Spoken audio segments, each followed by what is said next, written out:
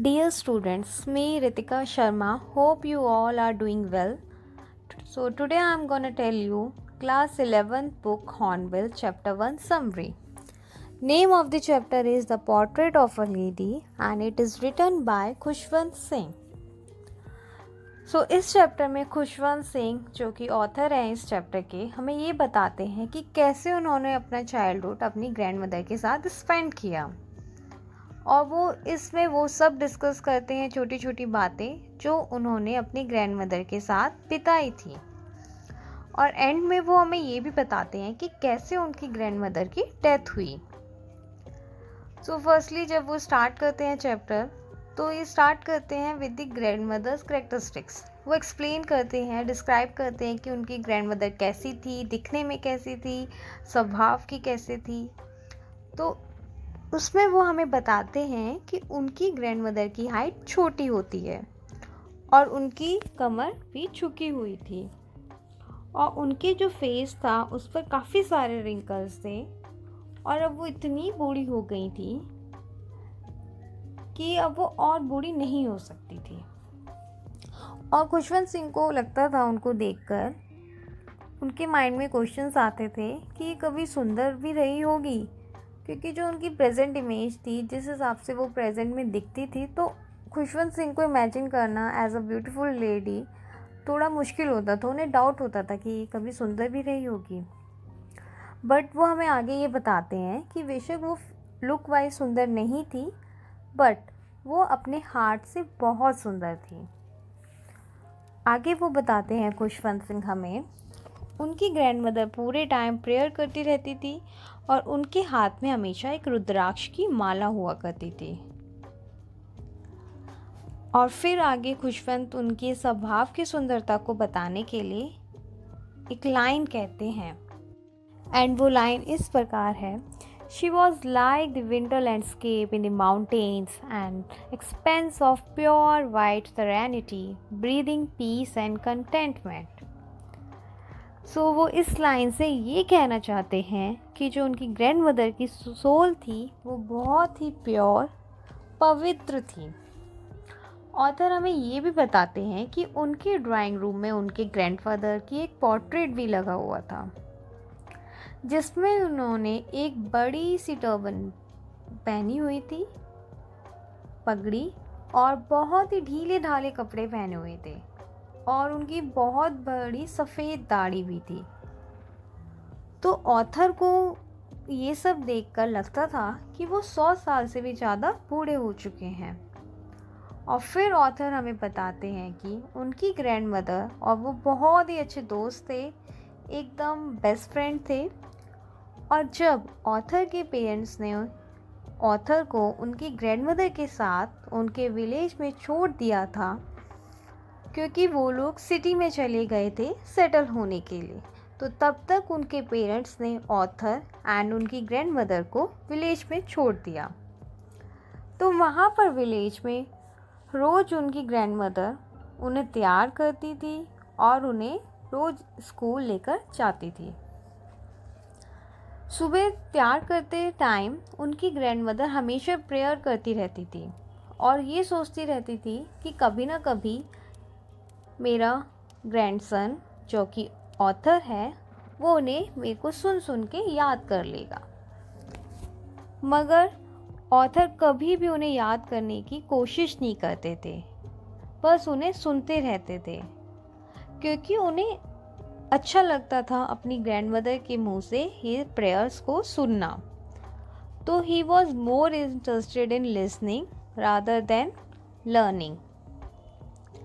अब आगे ऑथर हमें ये बताते हैं कि जब वो लोग ग्रैंडमदर और ऑथर स्कूल जाते थे तो उनकी ग्रैंडमदर उन्हें एक वुडन स्लेट देती थी और येलो चॉक्स और एक उनके साथ इंक पॉट और एक रेड पेन दे देती थी.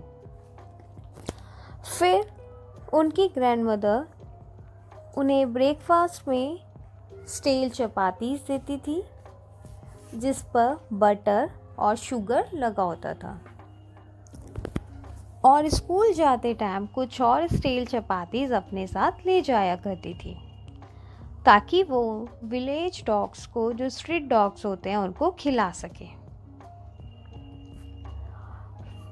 फिर ऑथर हमें बताते हैं जो उनकी ग्रैंडमदर थी हमेशा उनके साथ स्कूल जाया करती थी, क्योंकि उन्हीं स्कूल के पास एक टेंपल था, जो स्कूल से अटैच्ड था, एक टेंपल। तो जब बच्चे स्कूल में पढ़ रहे होते थे तब उनकी ग्रैंडमदर टेंपल में बैठकर होली स्क्रिप्चर्स को पढ़ा करती थी, जैसे भगवद गीता, रामायण और बाकी के ग्रंथ। और जब दोनों का काम ख़त्म हो जाता था तब वो दोनों अपने घर वापस आ जाते थे। अब क्या होता है, उनके पेरेंट्स, ऑथर के पेरेंट्स जो सिटी में सेटल होने गए थे, वो वहाँ पे वेल सेटल्ड हो जाते हैं। तो फिर वो उस ऑथर को, खुशवंत सिंह को और उनकी ग्रैंडमदर को सिटी में बुला लेते हैं उन्हीं के साथ रहने के लिए।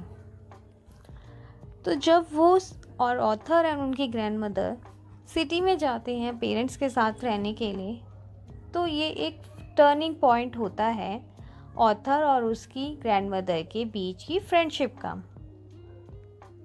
ऑथर इसे टर्निंग पॉइंट इसलिए कहते हैं क्योंकि बेशक वो लोग अब सिटी में एक ही रूम में रहते हैं, बट अब ऑथर इंग्लिश स्कूल में जाने लगे हैं और अब ना तो उनकी ग्रैंडमदर उन्हें स्कूल छोड़ने जाती है, क्योंकि अब ऑथर एक बस में बैठकर स्कूल जाते हैं।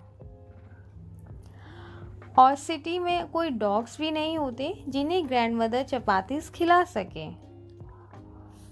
तो इसलिए अब ऑथर और उसकी ग्रैंडमदर सुबह स्कूल साथ नहीं जाते थे। बट अब डॉग्स को स्पैरोज ने रिप्लेस कर दिया था। अब जब ऑथर स्कूल चले जाते थे, पीछे से ग्रैंडमदर इवनिंग में स्पैरोज को ब्रेड के पीसेस खिलाती थी। अब जब ऑथर अपने स्कूल से वापस आते हैं तब उनकी ग्रैंडमदर उनसे पूछती है कि उन्होंने स्कूल में क्या क्या पढ़ा, कि और उनके स्कूल में क्या क्या पढ़ाया जाता है। तो ऑथर अपनी ग्रैंडमदर को इंग्लिश वर्ड्स और साइंस के बारे में बताते हैं, जैसे law of gravity, Pythagoras theorem और अर्थ का गोल होना। ये बातें ग्रैंडमदर को बहुत दुखी कर देती थी, क्योंकि वो इन सब चीज़ों को नहीं जानती थी और अब वो ऑथर को ये सब चीज़ें पढ़ा भी नहीं सकती थी। तो ये सब चीज़ें ग्रैंडमदर को दुखी करती थी। साथ में वो इस बात से भी दुखी थी कि उनके स्कूल में भगवान और होली स्क्रिप्चर्स के बारे में कोई पढ़ाई नहीं करवाई जाती थी। और जब ऑथर ने उन्हें बताया कि उनके स्कूल में म्यूज़िक लेसन्स सिखाए जाते हैं, तब तो ग्रैंडमदर बहुत ही ज़्यादा उदास हो गई, क्योंकि उन्हें लगता था म्यूज़िक और डांस जेंटलमैन के लिए नहीं होते और वो उन्हें शोभा नहीं देते। इन सब चीज़ों से उनकी ग्रैंडमदर बहुत ज़्यादा दुखी हो गई और उनसे फिर बहुत कम बात करने लगी। फिर अब जब ऑथर यूनिवर्सिटी में पढ़ने गए तो ऑथर को अपना एक कमरा दे दिया गया, सेपरेट रूम। तब ऑथर कहते हैं कि अब जो उनकी ग्रैंडमदर और उनकी फ्रेंडशिप का एक कॉमन लिंक था, आखिरी कॉमन चीज़ जो थी, वो भी ख़त्म हो गई थी, क्योंकि वो लोग अब अलग अलग कमरे में रहने लगे थे और अब ग्रैंडमदर बहुत ज़्यादा चुपचाप रहती थी और वो अपना स्पिनिंग व्हील बहुत कभी कभी ही छोड़ती थी और पूरे टाइम प्रेयर्स रिसाइट करती रहती थी। दिन के टाइम खुद को रिलैक्स करने के लिए वो स्पैरोज़ को खाना खिलाया करती थी और अपने बरामदे में ब्रेड के छोटे छोटे टुकड़े करके बर्ड्स की तरफ फेंक दिया करती थी। फिर वहाँ पर बहुत सारे स्पैरोज़ जमा हो जाते थे और पूरे घर में आवाज़ें गूंजने लगती थी। और ऑथर बताते हैं कि ये टाइम उनकी ग्रैंडमदर के लिए हैप्पीएस्ट टाइम होता था। उसके बाद जब ऑथर की यूनिवर्सिटी की पढ़ाई ख़त्म हो जाती है और फिर वो फर्दर स्टडीज़ के लिए विदेश जाने की बात करते हैं, तब उन्हें पक्का पता होता है कि उनकी ग्रैंडमदर बहुत उदास हो गई होंगी। वो वहाँ पर 5 साल के लिए पढ़ने जाते हैं और उन्हें ये भी डाउट होता है कि उनकी ग्रैंडमदर इस टाइम पीरियड में मर ना जाए, क्योंकि अब उनकी बहुत ज़्यादा एज हो चुकी थी। बट जब ऑथर अपनी पढ़ाई के लिए बाहर जाने वाले होते हैं, तब वो क्या देखते हैं कि उनकी ग्रैंडमदर बिल्कुल उदास नहीं होती और वो उन्हें छोड़ने के लिए रेलवे स्टेशन तक भी जाती है। मगर उनकी ग्रैंडमदर उनसे कोई बात नहीं करती है, वो सिर्फ अपनी प्रेयर्स को रिसाइट करती रहती हैं और उनको गुड बाय करती हैं। फिर उसके बाद आफ्टर 5 इयर्स अपनी स्टडी ख़त्म करने के बाद ऑथर वापस अपने घर आते हैं, तो वो अपनी ग्रैंडमदर को अपने स्टेशन पर मिलते हैं और वो ये कहते हैं कि उनकी ग्रैंडमदर 5 साल बाद भी एक दिन भी बूढ़ी नहीं लगती हो, कि लाइक जैसा वो उनको अपनी ग्रैंडमदर को छोड़ के गए थे आज भी वो वैसी लगती है। और वो अभी भी कोई बात नहीं करती है, वो सिर्फ अपनी प्रेयर्स को ही रिसाइट करती हैं। और वो ये भी बताते हैं कि पहले जैसे उनके दिन का सबसे अच्छा टाइम होता था कि जब वो स्पैरोज को खाना खिलाती थी, आज भी उनके दिन का सबसे अच्छा टाइम वही होता है।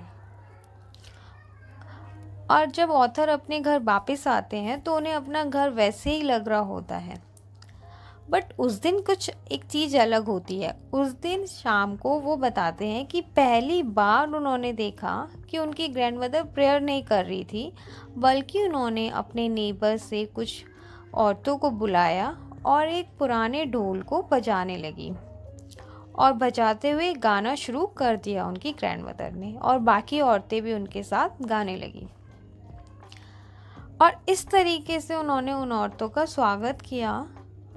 तो ऑथर को ऐसा लगता है कि उनकी ये पहली बार ही होगा कि जब उन्होंने उनकी ग्रैंडमदर को प्रेयर करते हुए ना देखा हो। उसके अगले ही दिन सुबह उनकी ग्रैंडमदर बीमार हो जाती है। डॉक्टर ने कहा कि उन्हें हल्का सा फीवर है और ये चला जाएगा, पर उनकी ग्रैंडमदर कहती है कि उनका अंत समय बहुत ही करीब है और उनके पास कुछ ही घंटे बचे हैं। वो अपनी इस आखिरी समय को, अपनी आखिरी सांसों को किसी से बात करके ख़राब नहीं करना चाहती और वो बस प्रेयर ही करना चाहती हैं। तो उनको वापस घर ले जाया गया और जब फिर ग्रैंडमदर पीसफुली शांति से अपने बेड पर लेटी हुई थी और प्रेयर कर रही थी, तब एकदम से उनके लिप्स रुक जाते हैं और उनके हाथ से उनकी रुद्राक्ष की माला नीचे गिर जाती है। तभी उनके घर के लोग समझ जाते हैं कि अब वो नहीं रही। इसके बाद ऑथर उनके फ्यूनरल का सीन डिस्क्राइब करते हैं, जिनमें वो उनके अंतिम विदाई की सारी तैयारियां कर लेते हैं और शाम को वो उनके अंतिम संस्कार के लिए उन्हें ले जाते हैं। ऑथर ये बताते हैं कि जब शाम को उनकी डेड बॉडी को वहाँ से ले जाने वाले थे, तब हजारों स्पैरोज़ वहाँ पर आकर फ्लोर पर बैठ जाती हैं और ये पहली बार था जब स्पैरोज़ बिल्कुल कोई आवाज़ नहीं कर रही थी।